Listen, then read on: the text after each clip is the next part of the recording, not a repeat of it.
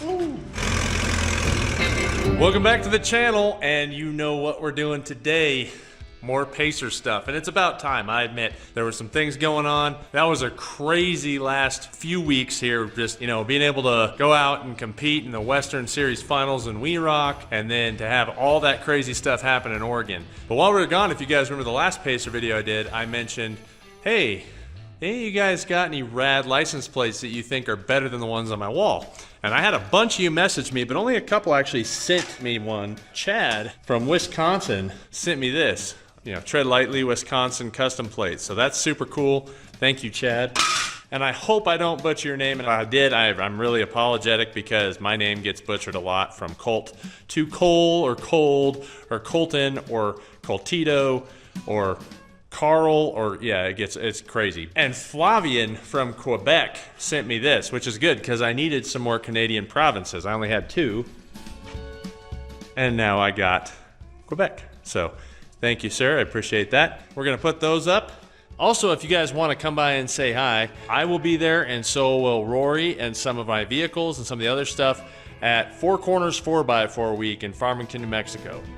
It'll be September 2nd through September 8th. There's a downtown takeover, a parts swap meet. They have barbecue, four-wheeling for all levels, from easy to extreme hardcore, even side-by-side guided tours. And then you have the We Rock Grand Nationals. So the World Extreme Rock Crawling Championship Series Grand Nationals, that's East versus West, will be happening September 7th and 8th here in Farmington.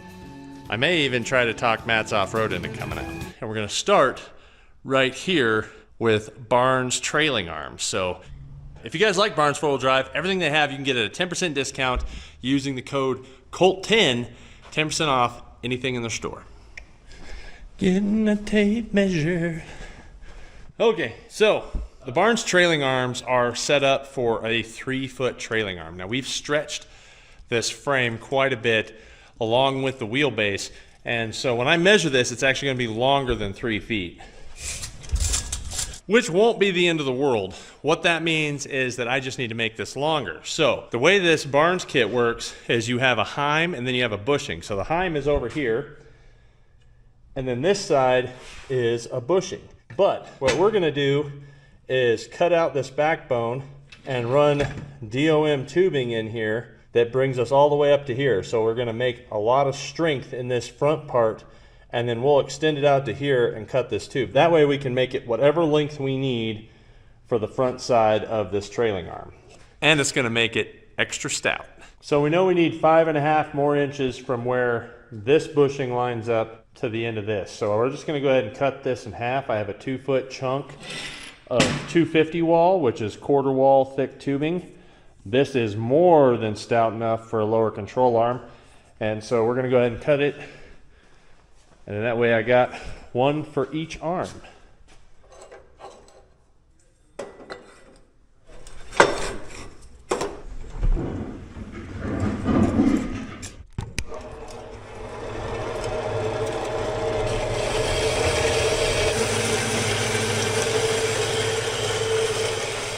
Alright, so to run a tube this thick, it is much larger than all of this, even larger than the outer sleeve that goes at the end of this project. So what I have to do here is I'm going to lay it in on the top of the base of this. So it'll be sitting right in here. So we need to cut this part off of this whole thing. And we'll do the same on this side when it flips over. Now you do have a center spine piece as well. So we'll cut that back and make it go away. And that should theoretically set us up pretty good in here, but we'll find out when we do it.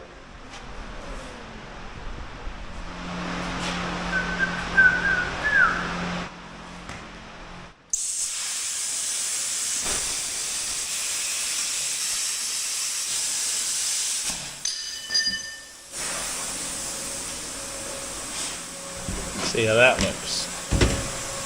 That'll fit. Oh yeah. Perfect. So a lot of your good looking welds come from the prep work. And what I mean by prep work is every piece of metal here has some sort of film on it, whether it's something that's just like this, that's like an anti-rust on here, or these just from being in the press and the oils and everything they use. So you want to get your metal clean. When you're welding, the cleaner the metal is, the better it's going to weld, the better your welds are going to turn out. Now, one of the things I want to do here is just prep everything, and when it comes to tubes, I see a lot of people do this, and they just run up and down, up and down, up and down, up and down. And what that's going to do is that's actually going to wear your tube in flat spots going across it. What's better is to take your grinder like this and run it in line with your tube. My buddy Pat showed me that a few years back, and it makes it so much nicer. It makes your welds look better. It makes your tubes look better. So if you take your grinder and you run it 90 degrees of your tube, what's going to happen then is you have a flatter surface, and you're going to have a much smoother looking tube when you go to weld it up.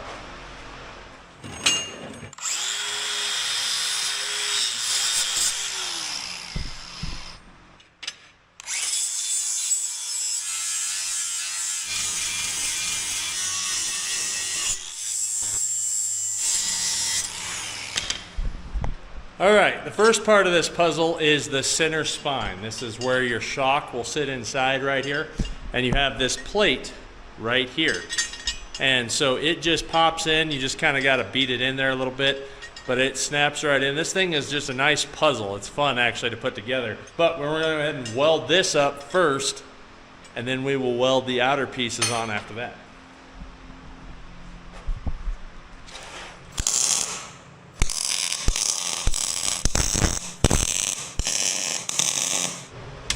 Now, just to make sure that it's where it should be, we'll give it a quick check on this. That's in. Make sure this clamps down on it good. Everything seems to be in order, so that's good. All right.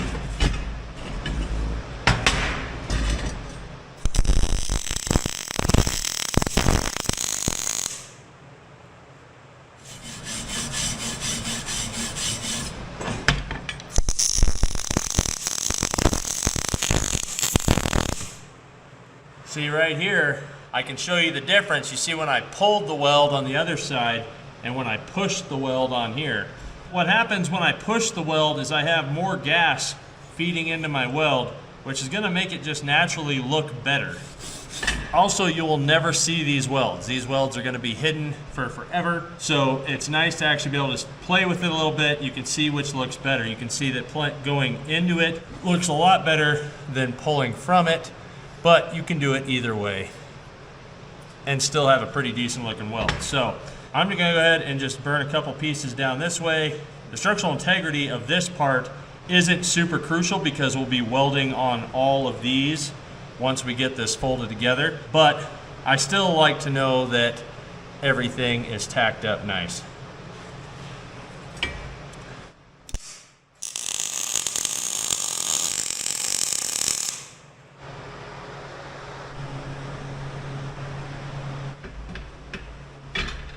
Warm metal.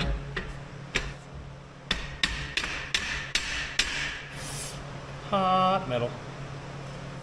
So we got this piece welded in. I got it sitting here in its spot. It has little keys that keep it lined up. Normally this kit comes with a square insert bung for you to thread in your heim joint. Unfortunately, I somehow lost them. I don't know what I did with them. And I do have a few extra round ones, so that's what I'm gonna put in here. It'll still fit, but it just sits right in here. So I'm gonna tack that in real quick before we set that piece on. And then we'll get a good weld all the way around it. But if I get a little tack in there, that'll just keep it nice and straight and true before I do anything else. Only because I somehow misplaced the square ones. Nice little tackistan right there. There it is. All right. Now, before I tack this in, we have these little key stocks that go in here. There's two fat ones and one thin one, and they just go in like this. Now, you do have to make sure that you put them in on the right side when you drop them in, because this will stop in the middle here. If you try to put it in the other way, it'll be backwards. It won't work. So you got to put it in like this, slide it in, and we'll be good. Ba-doom. I got a bunch of C-clips on here just kind of holding everything together. I'll go ahead and tack some ends together and then we'll be good.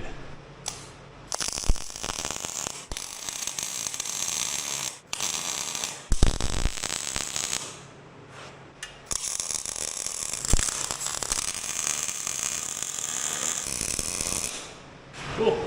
All right, I just want to double check, make sure your guide fits over. We know it's good. So now we can go ahead and burn this all in. So we'll get all this welded together. It'll be perfect. Boom skis.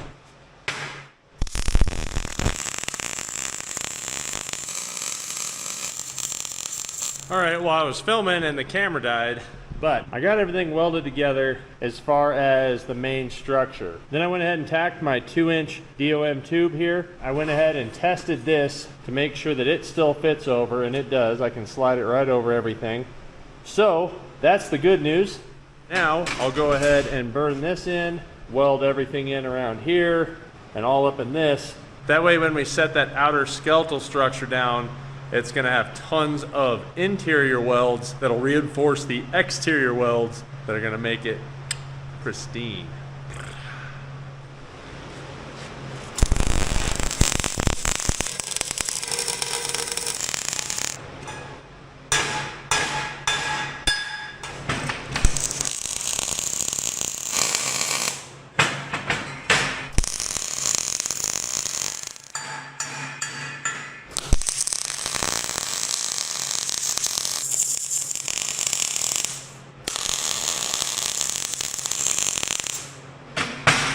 Pass on that. All right.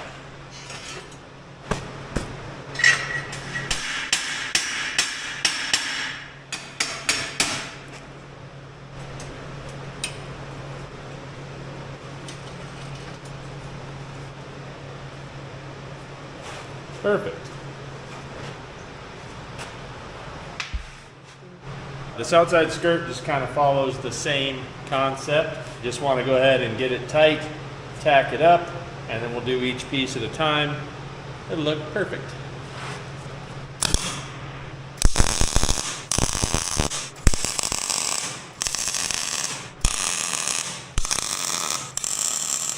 Cool.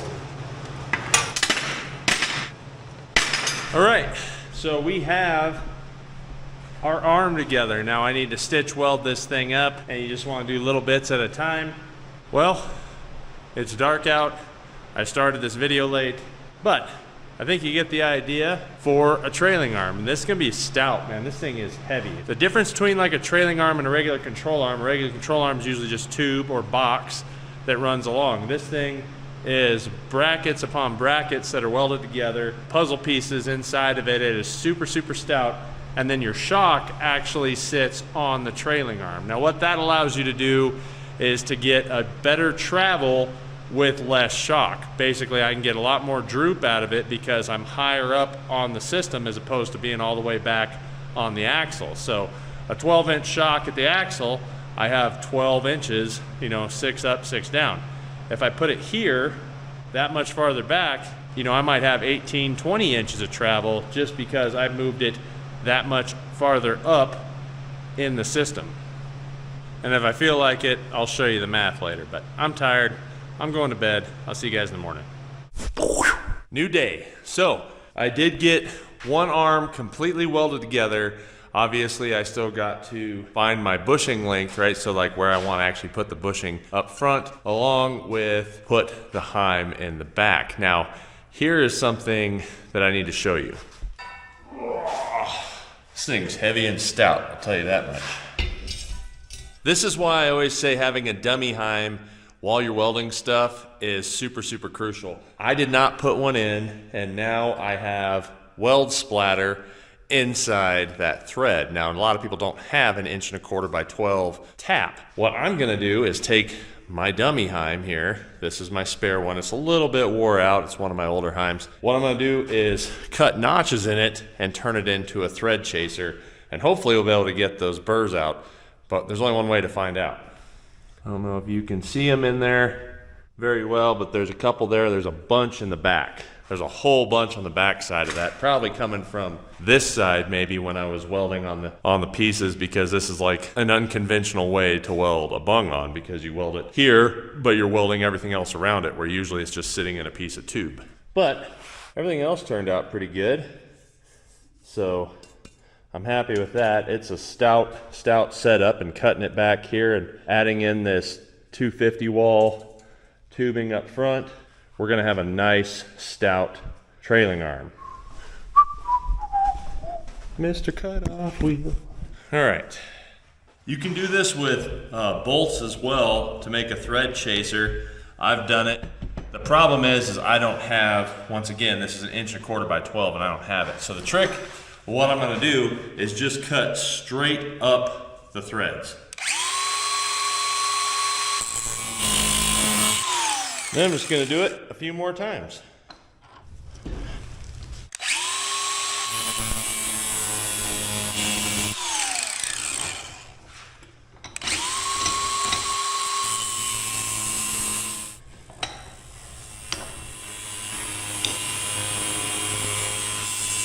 All right, so now you can see I have 4 nice straight cuts in here, and this is gonna be my thread chaser. Now, one thing you wanna make sure is you don't flop around with your cutoff wheel when you do this, because otherwise then you're gonna mess up the threads that you're using to chase.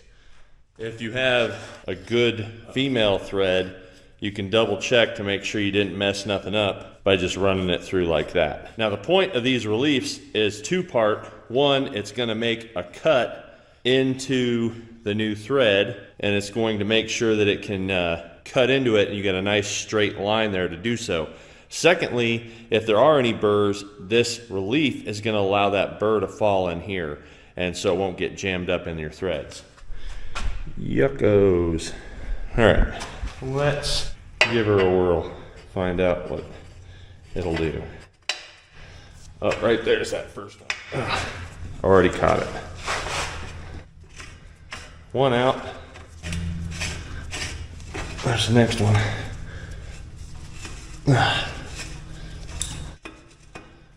Oh yeah, you can feel them crunching in there. If you feel it getting locked up, back it up just like you would with a tap. We might have got them. All right, perfect. Look at that. We got it. It worked. Oh yeah, much better. No more bursies. So now my dummy heim is also my thread chaser. I'm gonna make sure I put this in when I weld up this second arm. But as you can see here, this arm is all welded up. It's all together. That's what I'm gonna use for my lower trailing arms. I'll go ahead and burn this other one together. I would say real quick, but it ain't gonna be real quick. This is a lot of welding. So I'm not gonna bore you with all that welding. I might give you a few highlights, but that'll be it, because it's just a lot of welding. Really, it's just turning your welder up and burning it in. So it'd be nice if I had more time, because it would take me longer. If I had more time, I really would like to TIG weld them, but currently I have a bad switch on my TIG welder, so I don't have any throttle control on it. So I can only do it manually, but then you're out here messing with it, and if you need to turn it up or down, I'd have to stop what I'm doing, go back over there, and turn the knob up or down, which is not the way you want to TIG weld. So I'm just going to MIG weld these and then work on trying not to mess up the next bung. One of the other issues is probably my fault as well, is that I somehow lost the square bungs that go in there. So I had to use the round ones that I had for tubing as opposed to the ones for these trailing arms. This time my dummy heim stays in there. We'll go ahead and get that burned in.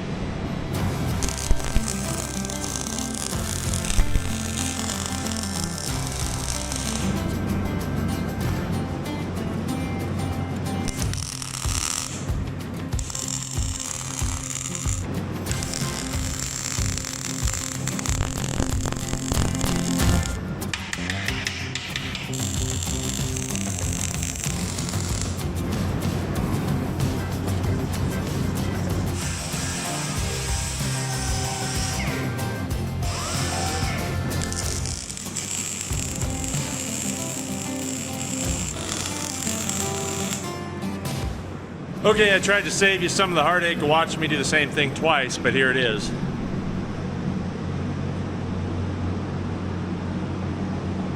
This time, like I said, I left my Hyman here. No issues. So we now have our second trailing arm all done up.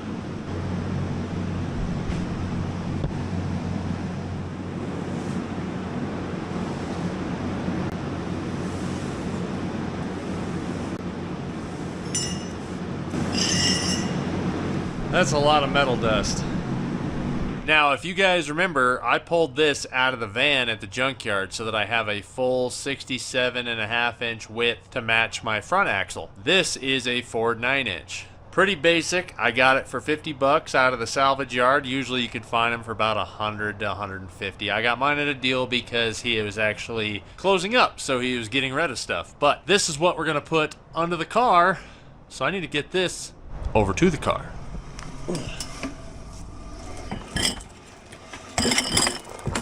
One-handed axle push. We need to get this up on the axle stands, tear the wheels and tires off, and start chopping the axle up. More or less just getting the leaf spring perches and everything cleaned up on it. And then I need to see if I can find a disc brake kit for it, or if we want to rebuild the drum brakes. I'm not really sure yet. I just picked up this jack stand.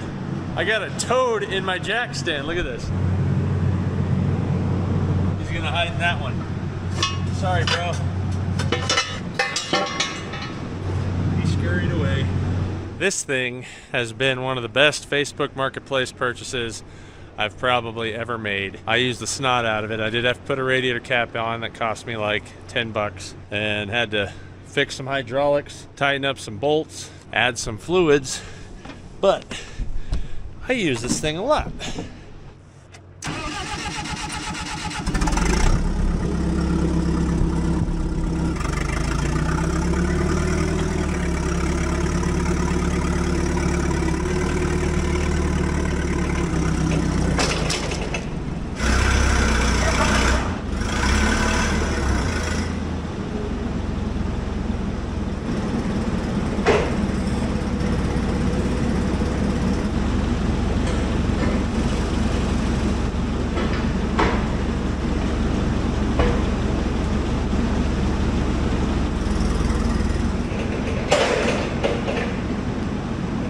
Oh yeah. So much betterest. Let me show you where I got my Dana 44.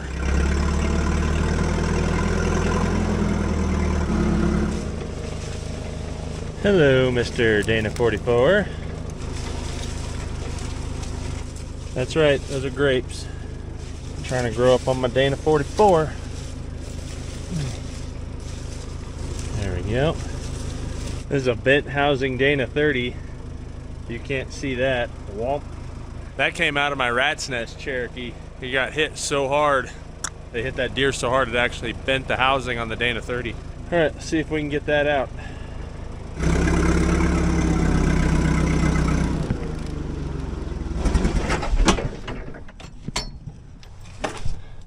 Strap this thing up and get it out of here.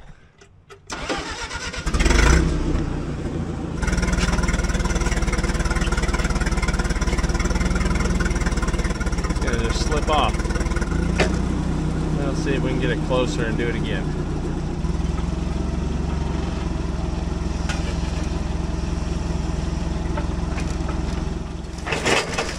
Well, now we're just going for it at this point. Vertical pull.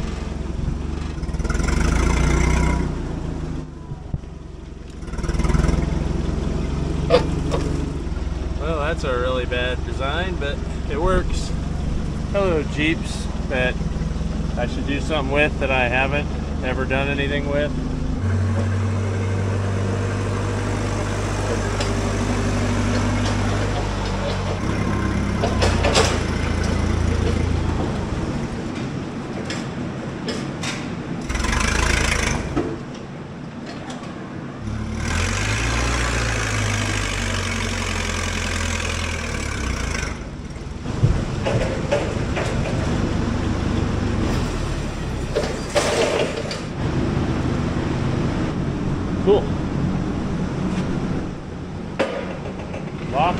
solid.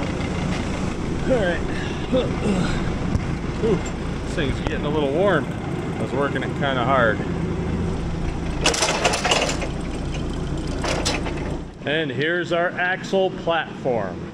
This is like a 78, 79 Ford F-250 front axle. That's why it has 8 lug. Now I'm gonna wanna do 5 on 5.5 because that's what my big bearing 9-inch is. And if you guys remember my S10 build with the kingpins being locked up,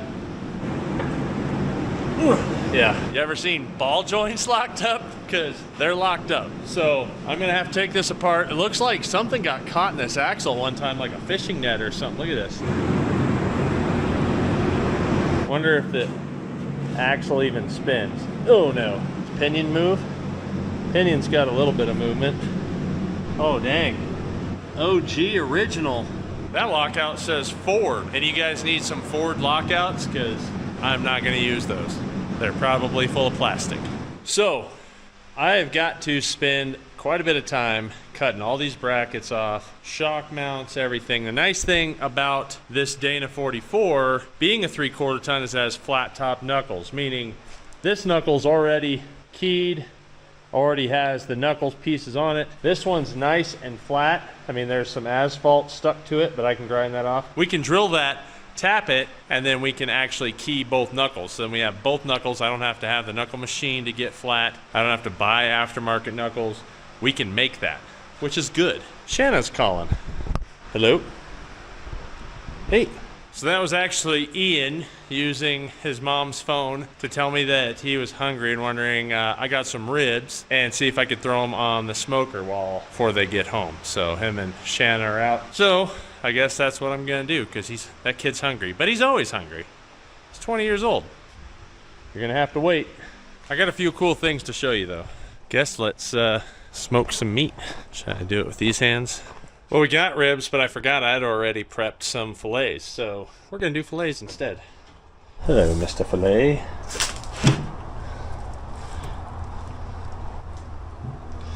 Oh yeah. Are the steaks good? Terrible. No, don't do that. Oh, okay. All right, now that Ian ate 4 steaks, 5 steaks, I don't know, all the steaks. I want to show you guys something real quick. I've shown you this once before, but I want to make sure that you understand what I'm saying. If you ever want to figure out a gear ratio without having to pull, in this case, pull the third member, or in this case, pull the diff cover and count the ring gear teeth and count the pinion teeth, you can actually just spin the tire, count your rotation here, and then times it by 2 if it's an open diff, or it'll do the exact amount if it's a limited slip or a locked differential, because both tires are gonna spin. So what we're gonna do, grab this fancy thing, and we'll mark this. There we go. And then we'll mark this, and we'll mark it right in line with that brake drum bleeder. Okay, now because this is an open diff, I have to hold one tire so it doesn't spin backwards, otherwise it's not gonna work. Ian's gonna spin this tire 1 full rotation forward while we count the pinion. So I got my hand on this, so he's coming on around. We have 1, and a little bit farther, hold it right there. Okay, where did this one end up? Right about underneath? Yep. All right, so we got just a little over 1.5 turns. We have to times that by 2, so it's probably a 307 gear ratio. Like I said, this came out of a van. Now, it doesn't really matter because we're gonna change the gear ratios, but if you're looking for like a 410 or something like that, a lot of times you can find that. Or if you wanna do it like my Samurais have, where they have 717s, you find the tug trucks. A lot of the airplane tug truck vehicles had 717 gears in them. This one I can't check because everything's locked up. So the rotors are locked up, ball joints are locked up, can't turn it. This one's gonna be fun to tear apart. So my plan for these axles is to run 488 gears. So that's what I'm gonna eventually put in them, but we wanna get them underneath this rig. Normally the way I've done it in the past is I've had to build the axles first, get them all built, and then put them underneath the vehicle. Now that I have that bad boy, we can go ahead and get the axles cleaned up, get them set up to where they get under this vehicle, and then I can build them while they're under there, so that won't be too bad. But I do want to clean these up enough where we don't have a lot of issues. First thing you gotta do, like I said, is I gotta get out the grinder, the torch, and just start lopping things away. Don't need you, don't need you, Don't need you. Don't need you. Probably need you, but we're gonna put new ones on. Definitely don't need you. Don't need that. Don't need that. Don't need that. Don't need this shock. Don't need that. Don't need that. So we got a lot. A lot to do.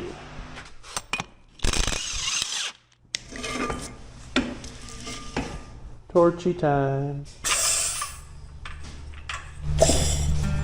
So much acetylene, not so much oxygen. Man.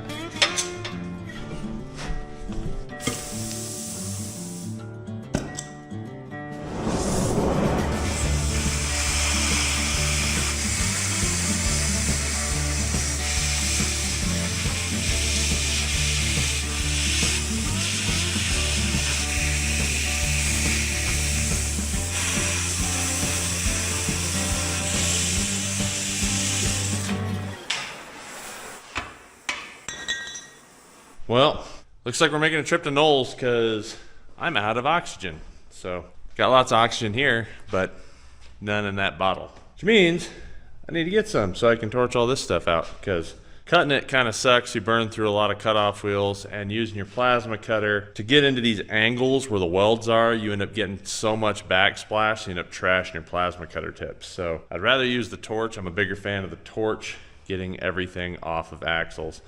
Thus forth, we're gonna get some more O2.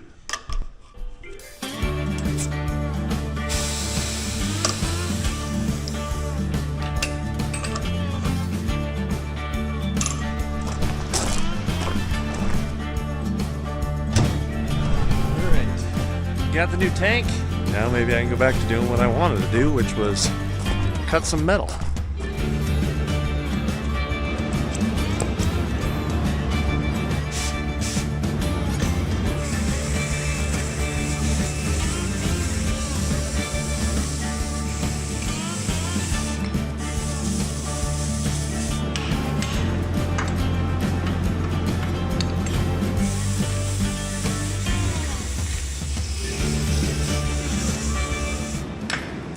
Well, the line's rusted to the ferrule on this one. Fortunately, I got the other side off, so I'll go ahead and take these little clamps, peel them back, and then I can run it out without having to cut the line apart. Even though I don't think I'm gonna be reusing these, because I'd really like to upgrade to discs as opposed to staying with drum. I do want to save what I got just in case, I guess. I don't know. I have no idea why I'm doing this. I'm just doing it.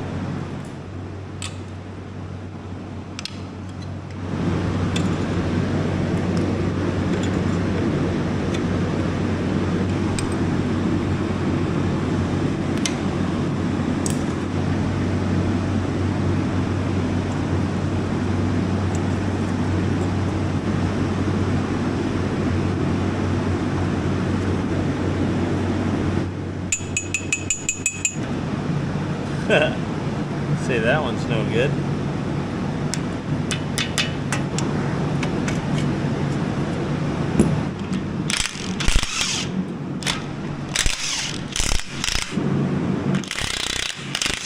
Now I know I've shown this trick a few times, but I'm not a fan of pickle forks. The reason why is because if you have a new boot, you are going to ruin that boot on 99% of the time. Obviously this is an old boot, I'm not reusing this, but I would rather hit this cast with a hammer. It shock loads the cast because these are tapered and they're seated in there, and it'll make them pop free.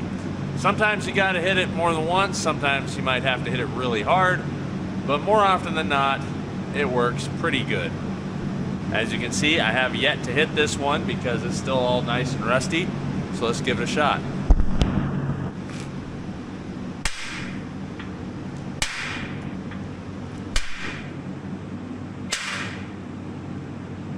Takes 4 hits, at least that time.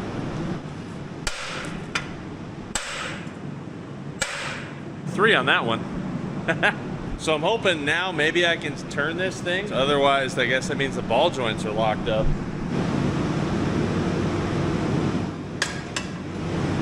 Oh wow.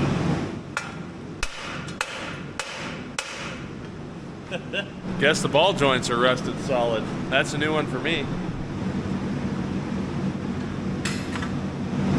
The nice thing about hitting the cast too as well is I see a lot of people try to hit the top. And what happens here then is then you mushroom out this castle nut, and then a lot of times you pretty much just burn this whole thing. It's completely useless at that point. It'll get mushroomed on there, it messes up the threads, and then you have an unusable tie rod end. So if you're trying to save your tie rod ends or save your ball joints or any part that you're trying to remove, if it's designed like this with a taper, a lot of times just giving the old cast a tap, tap, tappy gets it free. These, on the other hand, can be a bear. So we'll see. I'm gonna try hitting it on the sides and then hitting it up a few times, see if it'll rock it free. Sometimes in the past, I've had to use heat or my air hammer too. So we'll see what happens.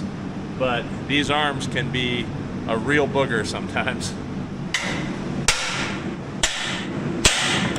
Ooh, got ahead of myself there.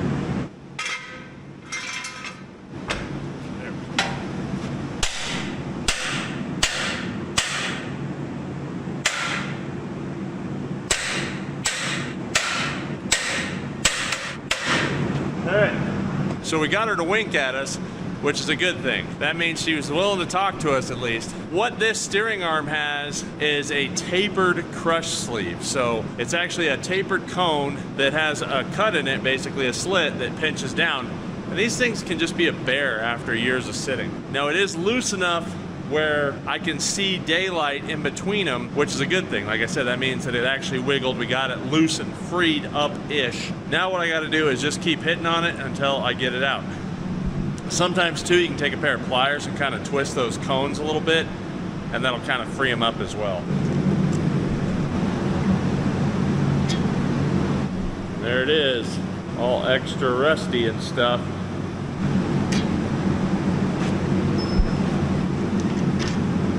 Cool.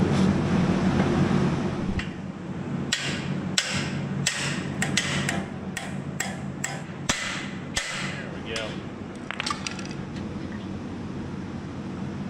That was a snug fit. But plus side to that is we already have a flat knuckle high steer setup for our driver's side. Now we just need to do the passenger side. So because the steering is locked turn and these ball joints are locked up, I think what I'm gonna do is gonna go ahead and take these cotter pins out the top and then just try. I'll just put the impact on the nuts and see if I can loosen them a little bit, and then I'll see if I can get a wrench on the lower ones maybe, so that we can at least get it loose enough and maybe get these knuckles to where they can turn left and right for us, because it won't be very fun pulling these axle shafts apart if I can't steer the knuckles. So usually you want them pretty straight when you go to pull the shafts out and everything. So we'll see what we can do. Worst case scenario, they'll turn if they're liquid.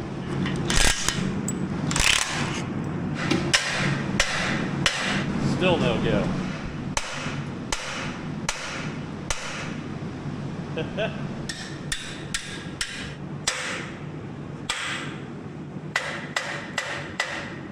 All right, I actually got the ball joints loose here. You can see it's gapped down there. This gap that was here is now down here.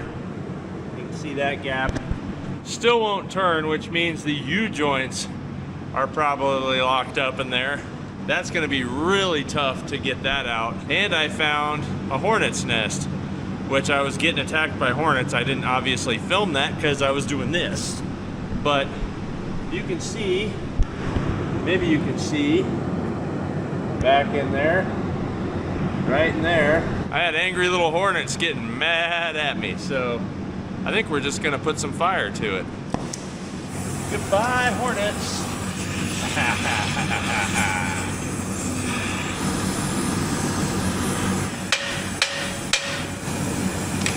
All right, U-joints are going away.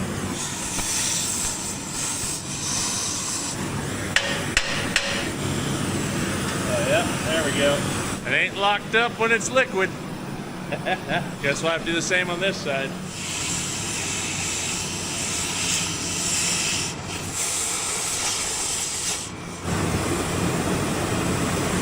All right.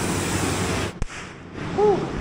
Okay, that's definitely not the recommended way to do it, but it works. Like my motto says, there's a right way, the wrong way, and the way I do it. So cutting the U-joint, I did my best to try to stay away from the dog ears of the axle shafts so that I have salvageable axle shafts. Even though I plan on upgrading to heavier duty axle shafts, I'd like to put brand new U-joints in here as spares so that I have some backups floating along on the ride.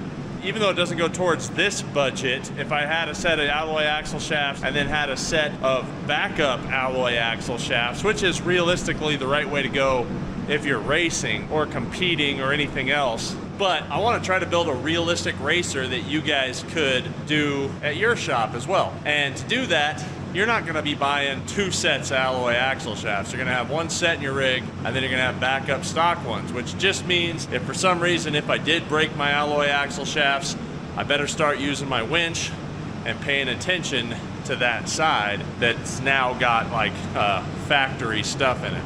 Gotta let that smoke cool out. Whew! It's steamy and smoky. That stinks. All right, so now that we have 2 chopped up axles, now I need to start grinding and cleaning things up. Now, my favorite thing to do when it comes to grinding, number 1, is have something that protects my face when I'm grinding this hard, because just safety glasses, I get smoked in the face a bunch. This thing right here I actually got from Harbor Freight, and this 7-inch grinder. Now, these DeWalt grinding discs normally are pretty expensive. These ones were for sale at Lowe's for like $1.32 or something, or $1.27 or something like that. So I was like, man, I'm gonna buy all of them. So I bought all 6 of them or whatever that they had. These will last me a while, but this is my favorite tool, is a 7-inch grinder to get the bulk of all this stuff off, because this is just gonna be an astronomical amount of grinding we're getting ready to do. And it's even more grinding if you've ever done an 05 and up Super Duty axle.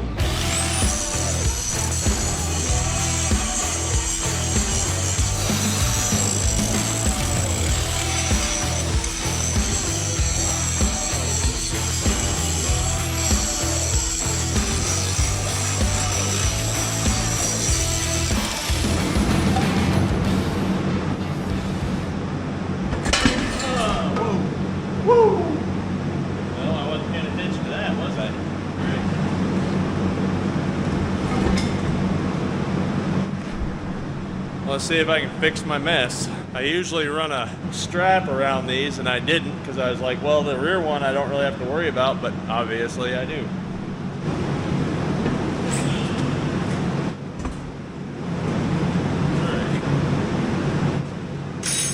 All right, we can get the shocks now.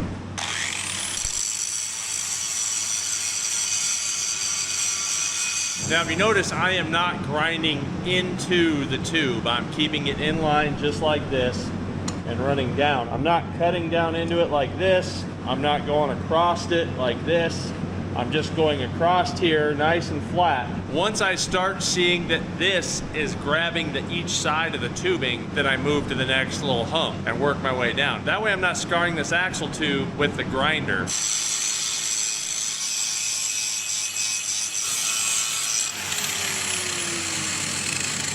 As you can see right here, I just started to catch the edge of the tubing. That's where I can stop with the grinder and go on to my flat disc. What this is gonna do is make this thing look nice and smooth and look factory, like nothing was ever there. But the same principle applies. You want the grinder to run this way and not this way.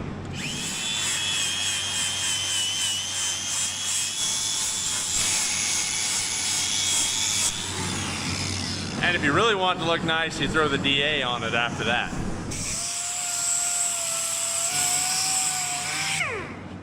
And now you'd never even know there was a shock tab there. What's kind of funny about all this is if you do it this way, you find so many imperfections in tubing. When you're sitting there running your grinder in line with the tubing, like 90 degrees with it, I mean, you're gonna actually see imperfections where there's low spots in tubing and stuff that you didn't see before, and then you can actually smooth that out and round it out. So it's kind of funny how that works. Like even here, you can see where there's factory lines in this tubing that now I've massaged away here, but it's still right there and there. There's also a low spot right there that I got rid of right there. It's just kind of funny. Now I need to repeat the same steps over here for this shock mount and then work on that 44 a little bit. But I got a few more tricks I'm going to show you as we go along. All right, so I wear these when I'm using the flat disc because I don't have all that slag that's going to be smoking me in the face. I've already gotten all that off with the grinder. But because I'm a mouth breather, it steams up a little bit. But I want to show you something here. Here's one of those imperfections I was talking about. So you can see that's rust in there. That wasn't from me torching anything out. That was literally a mess up from the factory, from Ford back in 82 or whatever I got this fan from. Which means I'm gonna clean this out, and it's not the end of the world. I just want it to be a nice looking tube. I want it to look quality. I want it to look new. I get asked all the time when I rebuild axles, when I do this kind of stuff, they're like, man, where'd you buy your axles from? And it's like, I bought them from me. I bought them from my grinders. So what we'll do here is I'm gonna take my grinder though, and I'm going to get into that rust to clean that out, and then we'll go ahead and weld it and fix it up.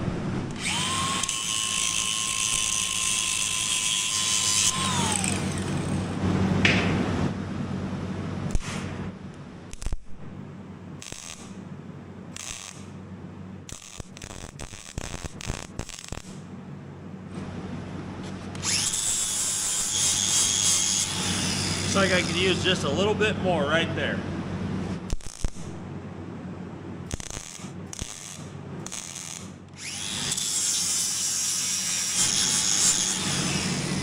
Cool.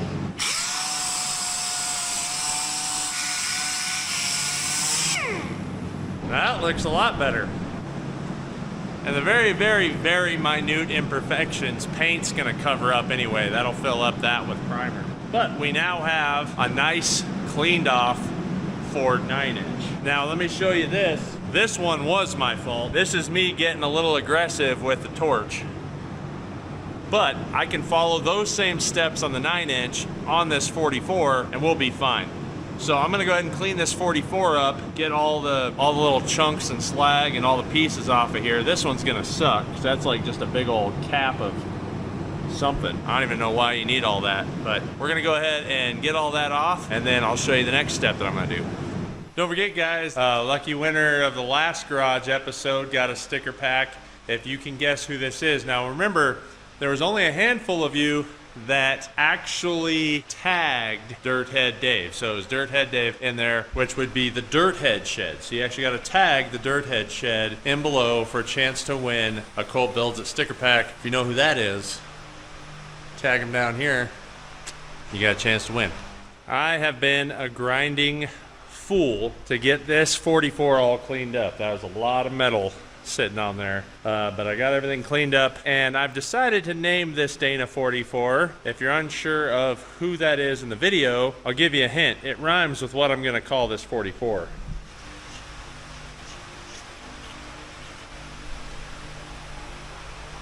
Now I got to go ahead and do the same thing like I did in the 9-inch and weld up. My fault this time though, where I got a little torch happy. So I'm gonna go ahead and fill that in, and then we'll move on to the next step.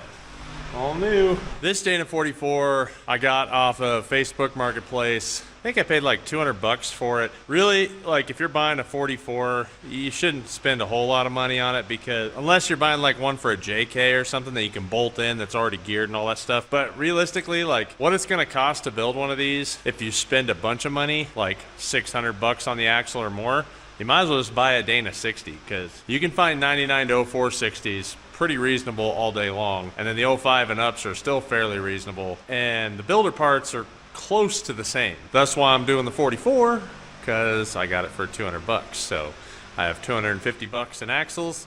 That's a pretty good deal, and it's a high pinion, which is good. Let's move on to the next thing. Oh, I gotta plug this. This is the vent tube, the original vent tube cap. I cannot use that there. I'm gonna have to move it somewhere else. So we're gonna go ahead and plug this off. Plus I really want it at the top of the axle tube. So we're gonna take it off, plug it off. And by plug it off, I mean weld the hole up.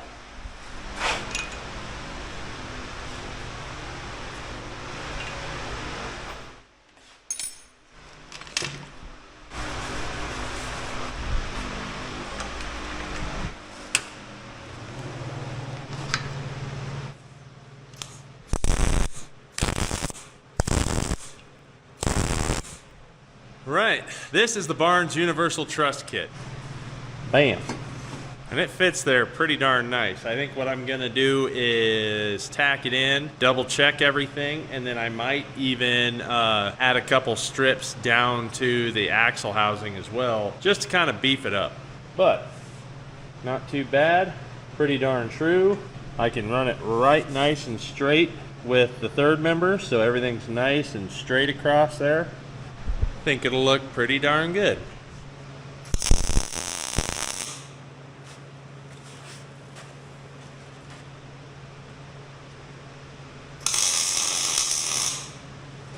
And that looks good. Sits nice and straight across there. That's really gonna help with any axle issues across here. Plus I can run a tube spine going off the sides to the end of the tubes, and that's really gonna strengthen this thing up. But this is gonna help quite a bit. You know, this 9-inch isn't too bad. It's actually a pretty strong housing, but why not make it stronger?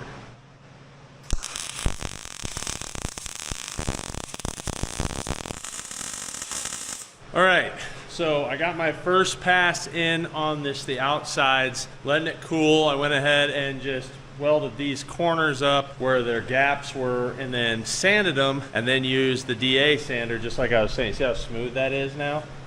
Looks nice and smooth. And all that is just being very fine with your flat disc, not digging, and then coming in with that DA, and then just smoothing it off with the DA sander. So you can really make stuff look really nice. When you see guys that do really nice aluminum work, they use a DA sander quite a bit, and that's kind of how they get that look right there. Now I can go ahead and get my second pass in on that. That way I know that it's nice and strong, and then we'll do passes at the bottoms. I'll flip the axle over, and we'll do the bottoms under all these. And that way, we know that it's pretty darn stout. At least 100% strong enough to mock up all of our links. Make sure I don't drop the axle again.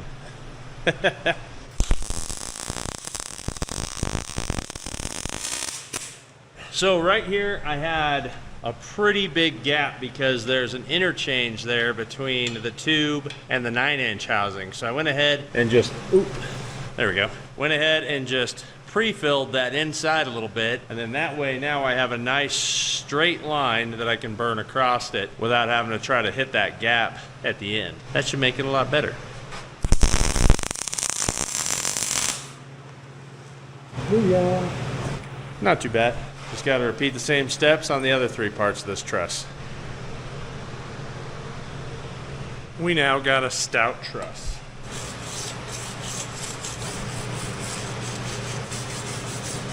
All right, boom. It's another long day. I do have one more cool trick to show you in the morning, but I want you to look at this floor. Like, that is probably all up in my nose, so you know what that means. I'm gonna be having the old metal boogers tonight when I blow my nose out. But I'm calling it a night tonight. I got one more trick for you in the morning. You're gonna wanna see this one. See you in the morning. New morning.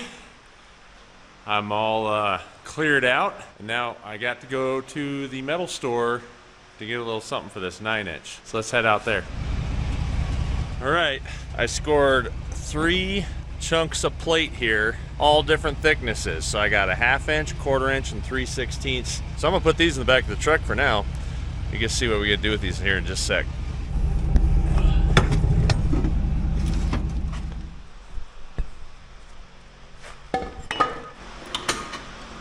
Now most of you know that axles like a 9-inch, so like Curry kind of started it, and then everybody else kind of followed suit and built a little bit better stuff, you know, as time went on, just to move forward, building like the Diamond axles or the Spider Trax axles, or I think Trail Gear and Rough Stuff, they make them too, where they build a heavy duty nodular housing that then you can put your 9-inch in and out of. And the reason that they do that is because these axles slide over rocks really, really nice. In comparison to something like this, where you smash into your diff cover.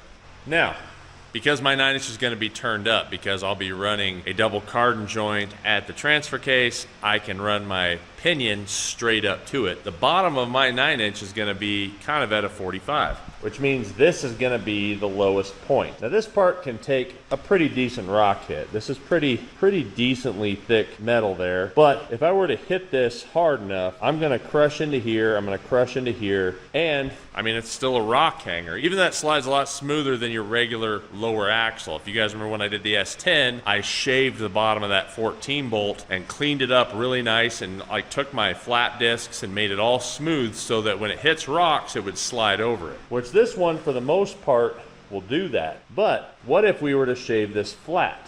And that's the trick we're gonna do today. We're gonna start with a very simple method of just a drill bit. Now we know the ring gear is right here, so the highest point is gonna be right about there.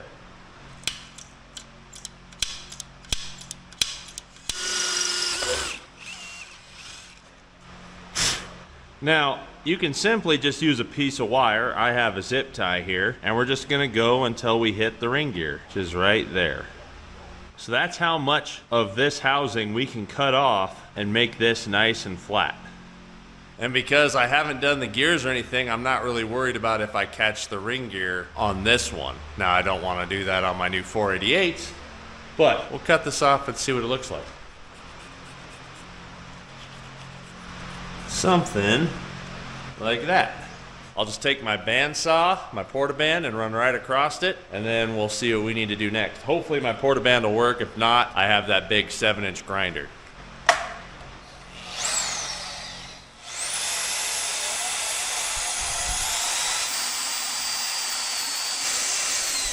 All right, here's a good start.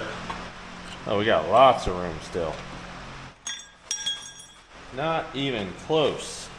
It's a good thing, but you can see how deep that ring gear is in there. Like I said, I'm not overly worried about metal shavings. So I'm gonna clean it out. I'm gonna rebuild that third member. This is the way to build a heavy duty diff cover, right? Because you don't have a heavy duty diff cover on a 9-inch because there is no diff cover. So we'll just keep trimming it. You can see that ring gear way deep in there. I'll give myself about a 1/2 inch from that ring gear, which should give us more than enough room for the new ring gear because it's gonna be thicker. It really shouldn't be any taller, but it definitely will be thicker this way. So we'll just keep trimming it back until we get what looks like the sweet stuff.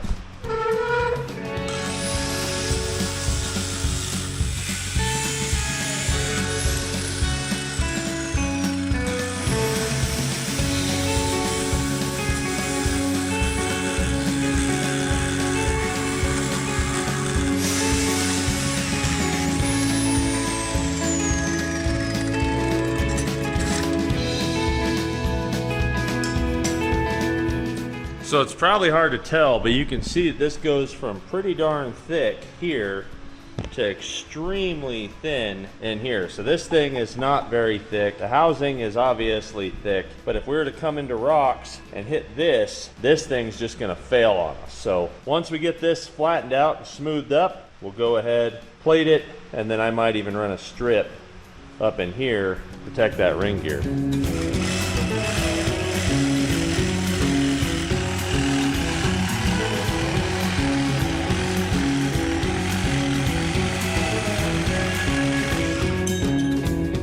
Oh yeah, budget diamond axle. All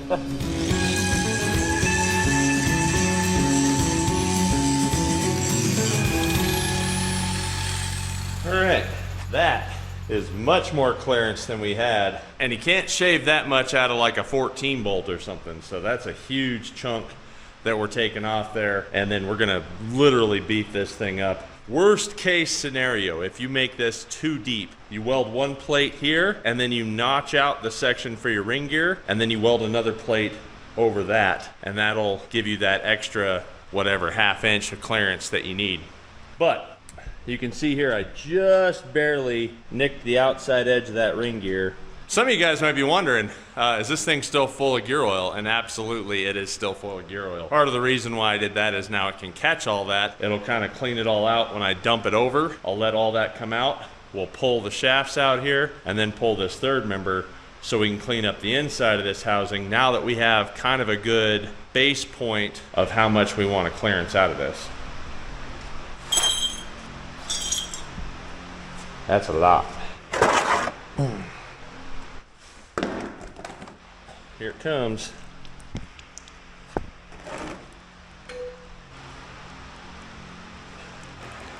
Ew. We'll let that drain good. We'll get that oil out of here. Now, I don't really have, this is once again me, I don't have too much of an issue grinding and stuff around gear oil. One thing I do not like doing though is welding around gear oil. I've caught plenty of gear oil on fire when I'm welding. So I wanna make sure I get that all cleaned out, everything out of there before I actually start to weld. All right, I've been hitting the snot out of these drums, and they must just be seated in there on those shoes. So I'm gonna use one of the tools that I say you still like, I have yet to see a battery powered air hammer that can tack up to what these do. So we'll see what I can do here. Hopefully I can get this thing free. I'm gonna put my safety glasses on though.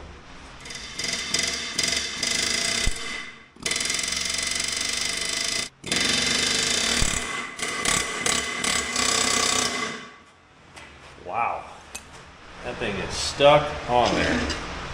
Whew. I've already lost a chunk of drum there, but this might end up having to turn liquid also.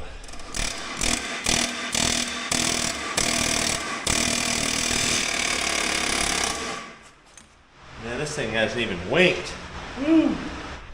Well, I'll play with it a little more. One of the other things you can do sometimes is you can get lucky enough, and I'll show you here, but right down here is your adjuster. So you have like a little adjuster that pushes your shoes out. So you hit your brakes, your shoes expand. Sometimes you can get lucky enough to get a pry bar or a screwdriver in there and pop that thing off, which then will sometimes contract those shoes in enough where you can get this drum off. But what I'm guessing is these shoes are so worn into the drum that there's a nice little rib sitting right here that's keeping these things from coming out. Wouldn't be the first time I've ran into this problem, but we'll play with it a little bit.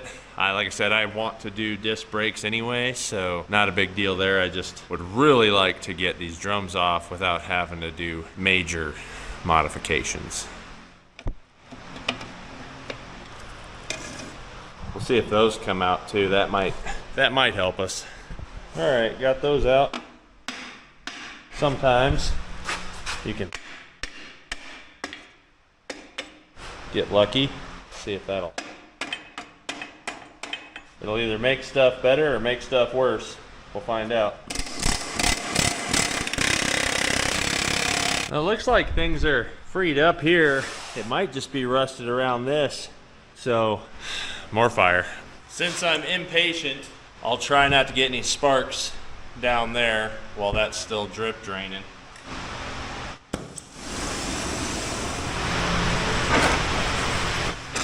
Just warming it up. Don't really want to cut into it because I'd like to save my axle shafts.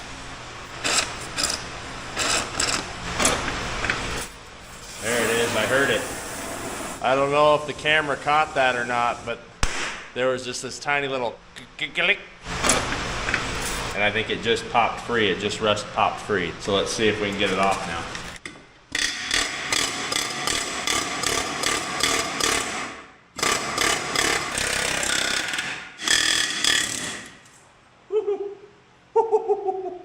More metal. There.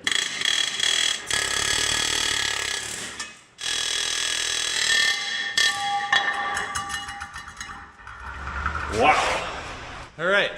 So exactly what I hoped for, popping this free, busted that around, moved these shoes in. You can see how absolutely rusted this is in here. But we saved our axle shaft, which is good, and we can now remove all the shoe junk, even though I had a few chunks of metal fly. Look at that. That was a lot of work just to get a drum off. One of the other reasons why I don't want drum brakes, if for some crazy reason we're racing this car in the future and I have a brake issue, who knows what it's gonna take to get that drum off, where if it's just a caliper and pads, you can pretty much always pull the caliper or pry the caliper and get it off so you can get the pads out and change the pads or whatever you do, or change the caliper. So yeah, that was fun. Let's repeat the steps on the other side. You saw how I did it. Fire, air hammers, It works.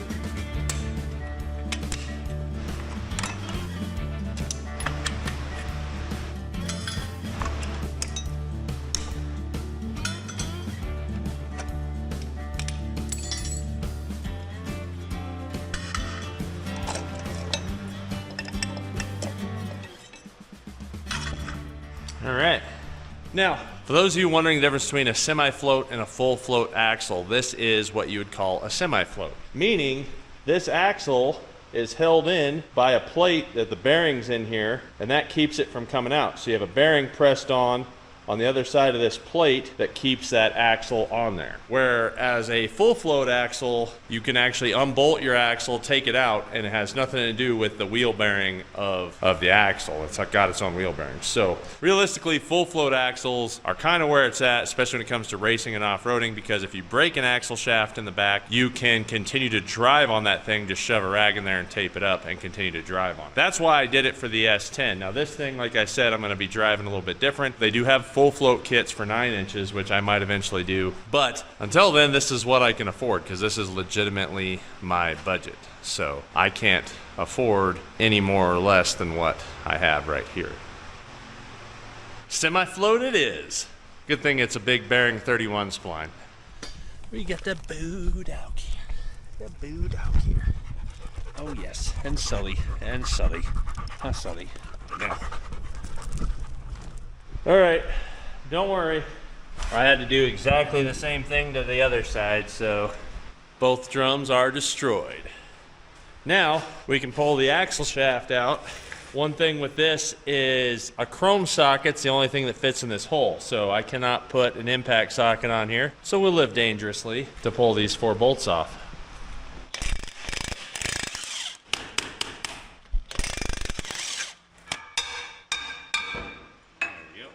Probably a little bit of gear oil, but not a whole lot. Bad axle seal, cool. So that's neat. So one of the other things that I like about the van 9-inch is I just measured both these. They're both 33¼ inches. So what that means is they're the exact same length, which in turn means I only have to carry 1 spare axle shaft if I was worried that I was gonna break a rear axle shaft. So that's a plus, because a lot of rear axles, one side's longer than the other. So having the same on both sides, pretty nice feature. Now that this thing's gutted, we can pull the 3rd member out.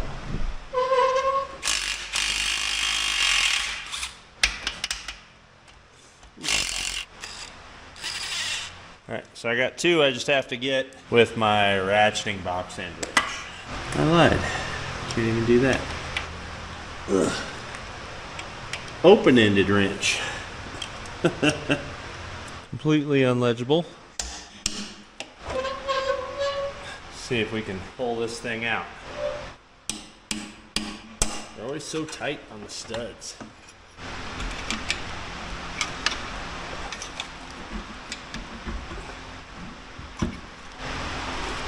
We got it now.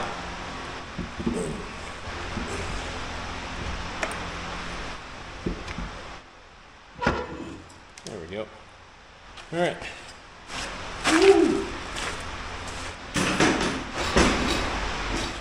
Cool.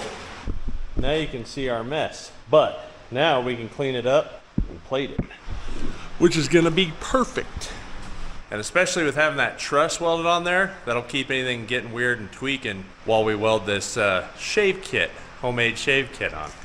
We'll buy nasty stuff and put you outside, and we can come in here and clean this up.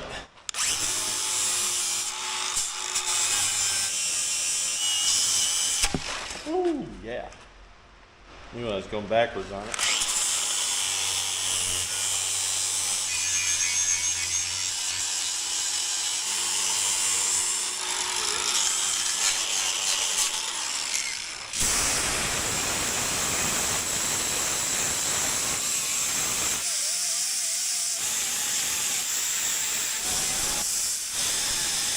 All right, so I use this piece of 3/16 to get my level, right? So I just had to come in here, I just did a little bit of sanding around the sides to get it nice and level as much as I can. Now, I'm going to get my big fat chunk of 1/2 inch plate here. But look at the size of that bad boy. I mashed that on a rock. I don't got to worry about nothing. So I'm going to set this on here, mark it out from the inside, set it about 3/8 of an inch all the way around the outside, and then we can cut it out. There it is. Now, smooth this out, and I'll just come out 3/8 of an inch. We'll have our piece. All right. I've had really good luck with this Harbor Freight plasma cutter. It's about time to put it to the test, see if it'll pop through this 1/2 inch plate. I will say there's a lot of companies out there that'll claim they'll do 1/2 inch, and they're not even close.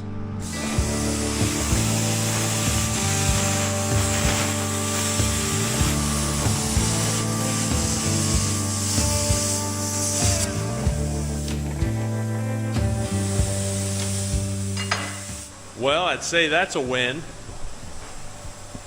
That's cool, man. I've owned some extremely cheap and some extremely high-end plasma cutters that wouldn't cut 1/2 inch. So this one's kind of right in the middle, on the higher end of cheap or the lower end of expensive, however you want to look at it. Man, this thing works good. Maybe it's because it's a rad green.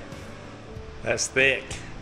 All right, that is gonna sit like that. That is gonna be one nice heavy duty shaved plate. Now I'll go ahead and trim this down. It's going to get tapered in all the ends here. So this is a nice smooth transition, but you got to think that old end came out to here. We probably just knocked off 2 inches of diff hanger, and we gained structural strength with this plate.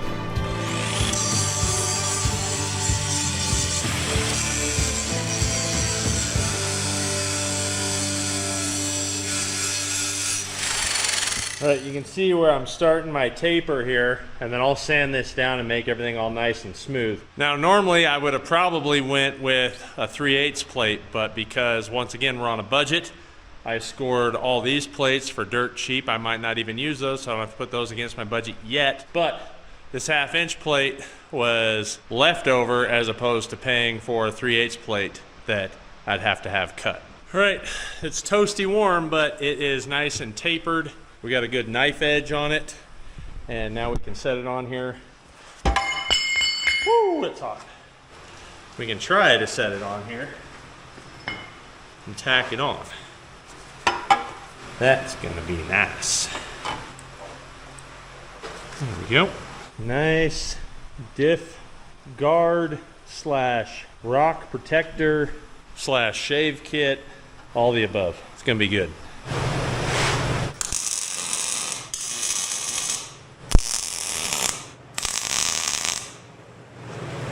Cool.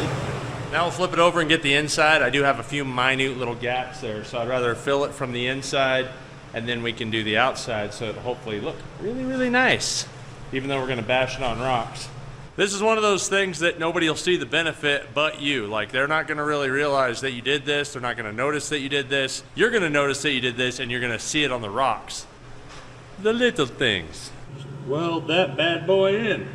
Now, if it doesn't weld perfect for you, that's because that metal is super oil soaked. It's basically spent its entire life from day one getting full of oil, or being full of oil. So there's probably gonna be some porous steel in there that's like kind of boogery, but you just heat it up, it'll work.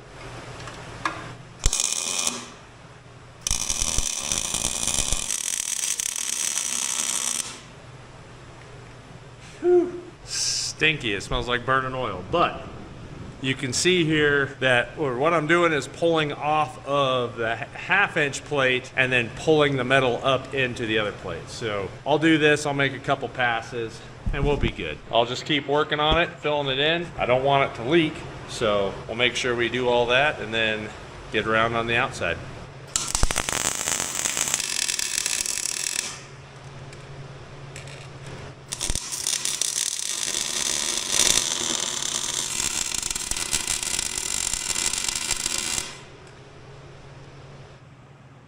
Got it all welded in there.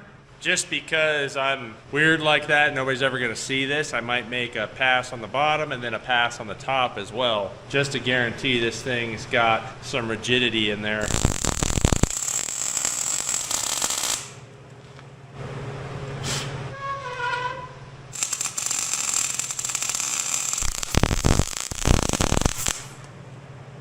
Alrighty. Wow.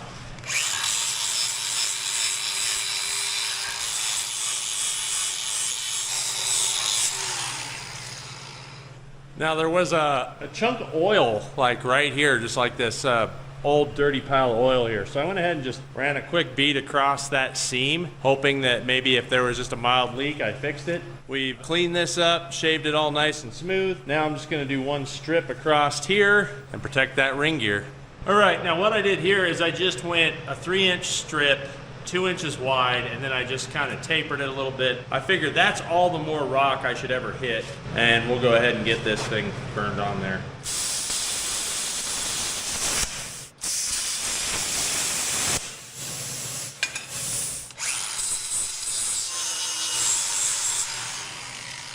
Got our piece. You can see right there is where they hit a rock at one time. So with this here, we won't have to worry about that again. I wonder, I need it creased right in the middle. Now I don't have a metal brake like that, but what I can do, if you don't have one, is this. Put that in there.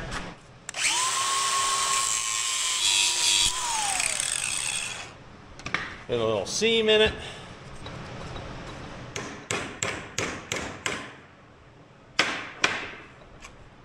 And now we have a taper. See how that looks. Better. Much better. Might just bend it a little more. There we go. That'll protect it. Let's burn it in.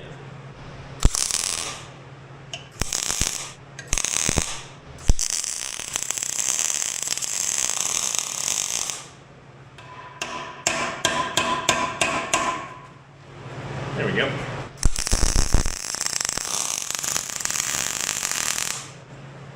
Oh yeah. And now we got a ring gear guard. I feel like that's pretty solid for racing. If I was planning on this thing being a rock crawler, I might actually plate the whole bottom back side of this thing just in case I ever smash into it. I don't want to hit nothing. I don't want anything to give. But because of what it is, this is gonna be a race car that I can camp out of, I guess. But because it can go fast, I just need to protect it a little bit from any unforeseen quick rocks that might just come blasting in. Now I shouldn't be jamming in reverse, smashing into rocks backwards, but you never know. Now just for grins, I went ahead and welded that in, sanded it down, so now we have a nice smooth transition going from there to there. Take this off and take a look at how nice and shaved this is now. Look at that. It's gonna sit about like that. We now have a very nice transition. That's gonna make for a heck of a rad 9-inch for the back of this. Now there is some things I still need to do. Need to do the gear set. I wanna clean up the axle shafts, and I want to put disc brakes on here. So we got a lot of stuff to do, plus the whole 44, but we got trailing arms done, got the axles kind of prepped. The rear is about ready to get put underneath here. This car is gonna be sick. So do me a favor, go to the Onyx Off-Road website, vote for Team Trail Builds It, and also go check out the coltbuildsit.com webpage, because I have lots of discount codes for you guys. So if you guys are looking to build anything, make sure you check it out, because like stuff like barns and things like that, I have a discount code. It's loaded up in that webpage. It's also in the description below if you want to click on the description. I know a lot of people don't know how to do that. But anything to help you guys get back on the road. I hope you learned something today. If not, I hope you at least enjoyed the video. I appreciate you watching. Make sure you like and subscribe. See you next time. Bye-bye. Don't forget to click that little bell. Definitely gonna be another metal booger night. Oh yeah.